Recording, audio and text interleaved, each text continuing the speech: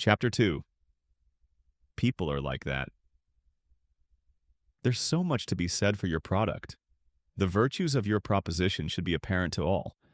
It's only reasonable that your prospect will be glad to buy if you merely give him a simple, logical, straightforward presentation of the facts. Why get fancy or subtle about it?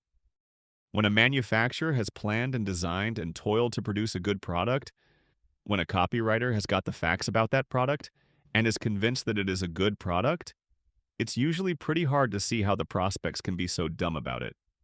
It's at this point that the inexperienced copywriter produces, "You wouldn't do so-and-so, would you?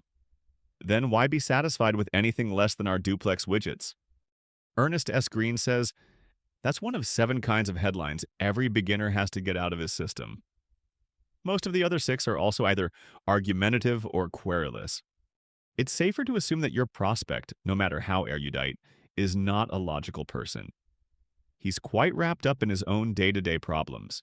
He's concerned with his own hopes and fears, loves and hates, wants and needs, duties and hobbies. He's coping with these about as well as he knows how. He's quite unaware that he needs your product. The 'you wouldn't, would you, then why' approach won't change him. As a matter of fact, it insults his intelligence. He could even become antagonistic towards you, but he's more apt to let your insult roll off like the proverbial water off a duck's back. The duck's waterproof back may well be a good simile for us copywriters to keep in mind. Our prospect's ignorance and indifference must be assailed in some other way. Not by logic, but by seduction. Not by direct attack, but by indirect. We must get his attention by meeting him where his attention is. We then lead him step by step until we can focus his attention on that which interests us. There's logic in our method, but none in our conversation. People are human beings. Study them and write to them in terms of their human weaknesses, which are also your weaknesses. Don't picture them as ideals, nor as statistics. Don't write to them solely in terms of your knowledge or your strong points. Does a headache change your outlook on life? Every day some of your prospects have headaches, and family squabbles, and money problems, and broken zippers. If you hope to make sales every day, your copy had better be geared to appeal to your prospects when they're below par rather than when they're at their best. As a copywriter, you can get by, for a while, by catering to the foibles and phobias of your boss or client. But you won't be writing copy that gets results unless your boss or client happens to be a very bright man. The chances are far greater that you'll lose your job and have no springboard to the next job. If you study people instead of your boss or client and write to people as human beings, your copy will ring true. Then you'll have 2 chances for success. Your present boss or client, no matter what his foibles and phobias, may hear the true ring and let you run the copy that was written to the audience instead of to him. If not, you'll have your springboard to the next job with a boss or client who does want his copy to sell goods. Howard G. Sawyer once analyzed 166 advertisements in 2 issues of Life magazine. He reported, 82 show a girl in some manner calculated, and I may say unnecessarily, to arouse the baser emotions in the male. Several more show women, but not so as to stimulate anything more than a desire for the product being advertised. Among the 82, several have 2, 3, and 4 girly illustrations, and there are 2 with 5, 1 with 7, and 1 with 12. Of the illustrations, 8 are arranged to focus the attention upon the bust, 6 upon the legs, 14 upon the figure, and 22 upon the face.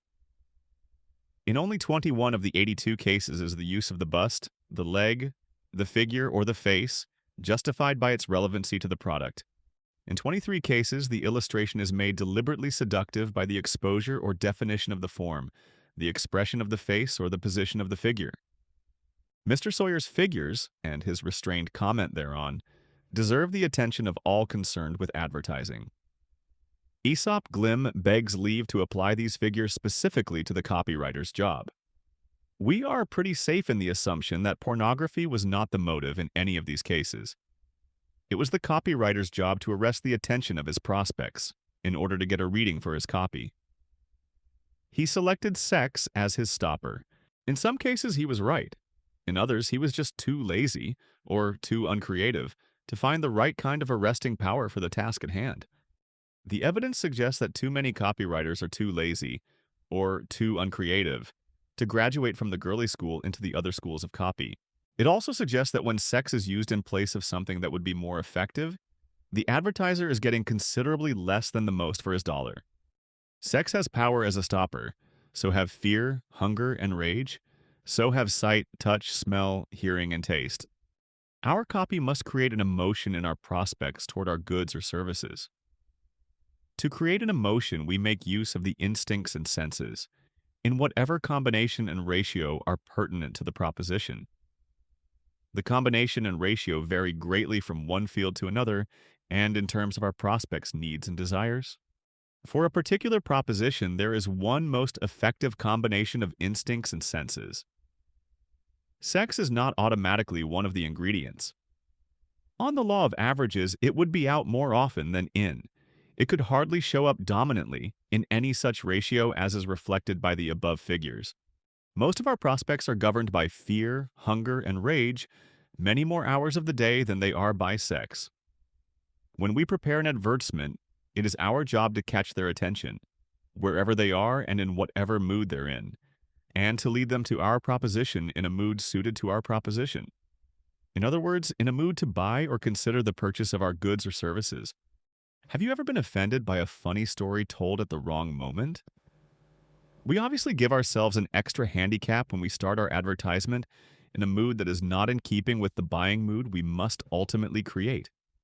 Many tricks and devices will capture attention. Many will do that for us and nothing more. Too many of the easy stoppers leave us too far afield. We have no slightest hope of guiding our prospects' thoughts and moods from the point at which we capture their attention to the point at which we can hope to sell them. In advertisements addressed to men, sex probably is more overrated than in any other division of advertising. There's nothing radically wrong with the basic virility of the U.S. male, but the fact remains that a pretty girl picture catches the eyes of more women than men. A woman sees herself in the picture, and that's even more interesting and important than seeing someone else. How often and how carefully a man shaves may well be tied up to kissing, but how well he dresses may be far more important to his business success than it is to the little woman. Mr. Sawyer cited the fact that no liquor advertisements were included in the 166 he studied. By law, a woman could then not be pictured in a liquor advertisement. For Aesop Glim's money, this means an orchid to the writers of liquor advertisements. With sex forcibly extracted from the repertoire, they have still succeeded in producing a good many arresting and effective advertisements. Their victory is doubled by our almost automatic association of wine, woman, and song. All of which leads to the question, what about pretty girl calendars? The answer depends upon who the advertiser is and what he wants the calendar to do for him. A building materials dealer might do well to send them to his men customers. He could assume that the pretty girl, or even the pretty naughty girl, would get hung in a good many offices, and enjoyed by the men, and build some sort of half-humorous goodwill. Simultaneously, the calendar would be keeping the dealer's name constantly before the prospect, ensuring him of a chance at the next order. But the very man who appreciated and hung the calendar would probably be frightened by receiving the same calendar from his bank. There's an old saying, love conquers all, which may well be the case. But love is more than sex, and sex isn't automatically love. In preparing advertisements, Aesop Glim begs the copywriter to have equal respect for all the instincts and senses. Sex does not conquer all. We get into discussions of the instincts and the senses. We talk about fear, hunger, sex, and rage, and about sight, touch, smell, hearing, and taste, and the fact that these should be matters of concern to the copywriter. If it is true that our prospect gets all his learning through his instincts and senses, then it becomes obvious that our advertising messages should be addressed to him as an appeal to one or more of his instincts and senses. In which case, we need at least some familiarity with these avenues of approach. Whereupon such questions as these are asked. What about the profit motive? At which instincts or senses are testimonials directed? Are people motivated solely by their basic instincts and senses? For good, full answers take a look at Poffenberger's Psychology and Advertising or Laird's What Makes People Buy. Both were published by McGraw-Hill Book Company, Inc. Both are now out of print, but you'll find them at the library. You'll discover that you can build yourself quite a list of human tastes and desires, all well established, recognizable, dependable. This does not present either a conflict or a quibble. It's mostly a question of how long a list of approaches you care to memorize and can use. The clearest distinction can perhaps be made if we speak of basic instincts and acquired tastes and desires. Our prospect was born with his instincts. From his education and social circle, he acquired certain particular tastes and desires. As copywriters, writing always to prospects in groups, we seek to know the common denominators of the various groups to which we write. Since we can't write a truly personal letter to each and every prospect, we endeavor each time to set up a composite average prospect to whom to address our writing. We can be certain that the instincts and senses are basic and common to our prospects. But we also know that education and social customs vary from group to group. We want to talk to our prospect in his own language. For a Rolls-Royce proposition, that's relatively easy. A little fact-finding soon tells us a good deal about the vocabulary, education, social habits, the acquired tastes and desires of our composite average Rolls-Royce prospect. But when we find that Mr. Vanderbilt and Mr. Sweeney are both good prospects for a Ford, the common denominators of our composite average prospect are necessarily somewhat more fundamental. When you have good prospects at several different educational levels or in different social groups, it's both practical and comforting to fall back on the ever-dependable instincts and senses. We must not make the mistake of oversimplifying the situation. Neither can we afford to get too elaborate. Old Aesop Glim once saw a classification of 64 different kinds of copy. We must steer a middle course between too many pretty girl illustrations and the esoteric standards of the 8th form at Old Tie. First and foremost, old Aesop Glim begs copywriters to be accurate in their thinking and speaking about the instincts. There is no unimportant detail applies here, just as much as it does to the ingredients of the product you're going to write about or to the closing date against which you are writing. In cold weather, fear, self-preservation makes us want clothing. As we grow older, we acquire a taste in clothes. When sex comes into the situation, we use our taste in clothes to make a good impression on the desired person. But not one of the 10 best-dressed women has an instinct for clothes. And none of us has instinctive modesty. Instinctively, we hunger for food and drink, not for books or travel or jewels or anything else.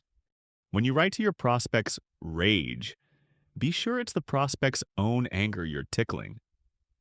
Don't write to your prospect's fear of someone else's anger and think you're appealing to his rage instinct. The next point to recognize is that most, if not all, of the acquired tastes and desires have their roots in the instincts. Some may stem from two instincts at the same time. Some may stem from different instincts at different times. When we use our taste in clothes in order to make a favorable impression on our fellow workers, the chances are it's not sex. Instead, it's fear, self-preservation, the desire to be secure and to progress in our jobs.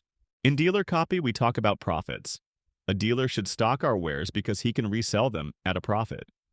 Thus, we speak of the profit motive. But why does he want profits, except for self-preservation and his hunger for food and drink, and the protection of those he loves and his rage at goods that don't move off his shelf?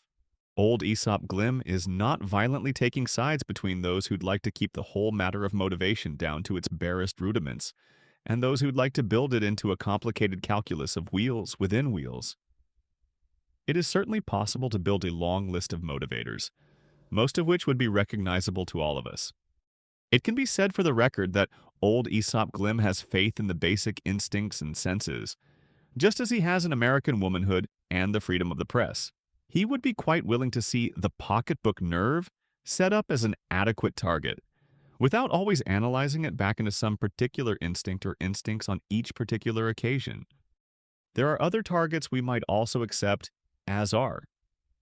When you see a testimonial from someone you like, or someone you'd like to be like, and you are thereby influenced, why not just call it the social bug and let it go at that? Or should we worry about whether it's high society or pure sociability that holds the appeal, and then whether it's fear, hunger, sex, or rage that makes it so appealing? When you pick up an advertisement you didn't write and you can't spot the motivation, don't worry about it. Some copywriters don't work this way. Some copywriters don't even believe in people. Instead of worrying about the finished work of some other copywriter, worry about your own. the job's in progress or not yet started. You'll never guess 100% right why some other copywriter did it that way. Stick to the jobs you're in on from start to finish. Plan them and build them as soundly as you can, and see how they pull. And not always as the copywriter would like to have them, but the copywriter whose copy sells goods and services takes people as he finds them. As citizens of the United States, it is their privilege to be Republicans or Democrats or several degrees of socialists, to be Catholic or Jewish or Protestant, to be upper or middle or lower class in their tastes and habits. Their political, religious, and social beliefs and habits have little, if anything, to do with their qualifications as prospects for our goods or services. The copywriters who are defeated before they start to write are 1. The would-be reformers who expect to ride roughshod over the opinions, tastes, and preferences of their prospects. 2. The navel-gazers who believe they can sit in their ivory towers and understand their prospects solely by studying themselves. The copywriters who are on the way to writing copy that will sell goods and services are those who accept the fact that their prospects are, first of all, human beings, and rather simple human beings. The great majority of those who are prospects for most advertised goods and services have family incomes lower than what a junior copywriter makes. When you write an advertisement, you are inviting these people to part with their money. Their incomes are so closely budgeted that the unexpected expenditure of even $5 or $10 involves a major decision. Your copy has no chance of succeeding unless it is basic in its appeal, accurately worded, and accurately geared to your prospect's mood. Basic means that you arouse an emotion by appealing to one of the 4 instincts: fear, hunger, sex, and rage, via one of the 5 senses: sight, touch, smell, hearing, taste. Accurately worded means that you are talking the language your prospects talk, sincerely and with full respect for that language. You are not talking up or down. Accurately geared means that you know just how seriously they take your proposition when they are in the mood to be prospects for the goods or services you have to offer, and that you match that mood with the tone of voice in your copy. It is possible that no precept on the writing of copy is more important than these 3 principles. During the late war, a good many of the service canteens were dressed up to look like real up-to-date stores. Good showcases, good lighting, etc. Maybe this was premeditated.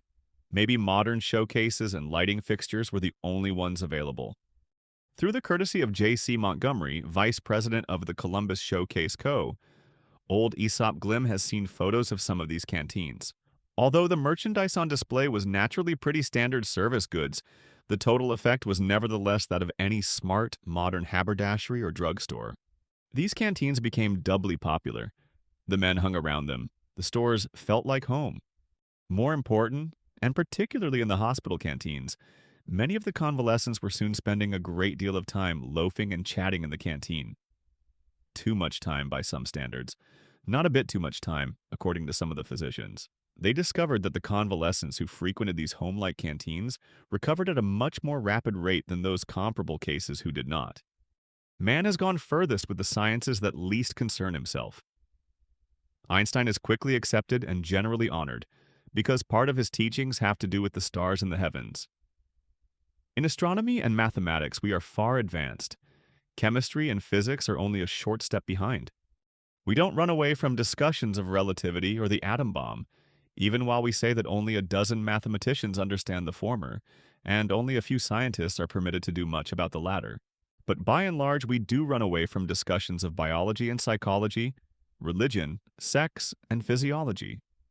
Copywriter, don't appraise the U.S. by the conversational standards of your own emancipated set. We run away from the things in which we have all had some personal experience, to talk glibly about the things with which we have had little personal experience. The fault lies with the scientists and with us. The scientists also being human. We are self-conscious in the face of the things that come near us. We have a detached viewpoint toward the things further away. The detached viewpoint accounts for the greater advances in the more remote sciences, and for our willingness to discuss them whether or not we understand them. There should be several cues for copywriters in all this. If you have no conscience, you have at least 2 broad paths of adventure, both rich in headline and illustration material. You have the remote sciences, in which you can flatter your prospect on his assumed knowledge. You have the nearer sciences, in which you can shock and irritate your prospect with either true or pseudoscience. If you have a conscience, your path is not quite as easy. You must deliver your message in terms of what your particular audience considers to be sincerity and good taste. That involves fact-finding. Facts always cramp your style. Visitors to a warship were crowding and pushing, trying to get below decks too rapidly. When a guest book was installed at the head of the ladder, all cheerfully halted to sign the register. This slowed up the parade just enough to permit an orderly tour through the ship's interior. Cue for copywriters. Sometimes a little flattery will stop them. Once upon a time, maybe 40 years ago, someone said, "We must realize that the audience to which we write our copy has a mental age of 14 years." For several years, a good many copywriters went around saying 14-year-old audience to themselves and to each other. It was a good thing to do. Today, we don't seem to hear it so often, or any similar dictum. Perhaps those who didn't believe it in the first place have succeeded in talking it down. Perhaps the easily written institutional copy of recent years has made it seem unnecessary. Perhaps some newer, more sophisticated bit of patter has taken its place. Whatever the reason and whatever the scientific fact, old Aesop Glim believes that, for most consumers' goods at least, the copywriter is far safer to make his writing something an average 14-year-old can understand and believe. 14ers aren't so dumb. They're just not so sophisticated as some of the boys and girls on Madison Avenue and Michigan Boulevard. It is possible that too much of our copy is written in Chicago and New York City. Most of our prospects for consumers' goods do not live in New York, SEN, or Chicago. Most of them have something less than a complete high school education. Most of them have low family incomes. Most of them have attitudes toward life and religion and work and play that are definitely not big city. If you don't know these facts and these attitudes from firsthand experience, you'll learn a lot about how to improve your copy by spending some time in smaller communities. Maybe you've covered a few in the course of a market survey. That's not enough. Spend a 4-day weekend in a small town with nothing to do. Spend your vacation in a small town. Be part of it. Get the feel of it. To some degree, the copy you write probably asks your prospects to change their habits and to part with their money.